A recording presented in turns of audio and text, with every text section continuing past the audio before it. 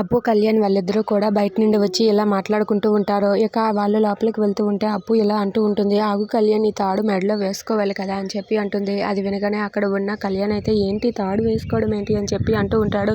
ఈ తాడు కానీ వేసుకోకపోతే ఏం జరుగుతుందో నీకు తెలుసు కదా అని చెప్పి పసుపు తాడుని తనకు తానే వేసుకుంటుంది.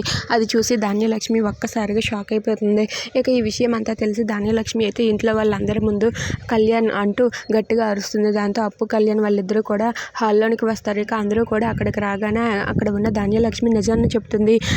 మనం అందరం కలిసి వీళ్ళిద్దరికీ రాత్రి ఫస్ట్ నైట్ని ఏర్పాటు చేస్తే వీళ్ళేమో సరదాగా బయటకు తిరిగి షికారులు చేసుకుని వచ్చారు. వీళ్ళు ఎలాంటి ఫస్ట్ నైట్ జరుపుకోలేదని చెప్పి అంటూ ఉంటారు. అది వినగానే అక్కడ ఉన్న బామ్మ అయితే మరి ఆ రూమ్లో ఉన్నది ఎవరు అని చెప్పి అంటూ ఉంటుంది. అది వినగానే అక్కడ ఉన్న అప్పు, కళ్యాణ్ అయితే ఆ రూమ్లో రాజు, కావ్య ఉన్నారు అని చెప్పి అంటూ ఉంటారు.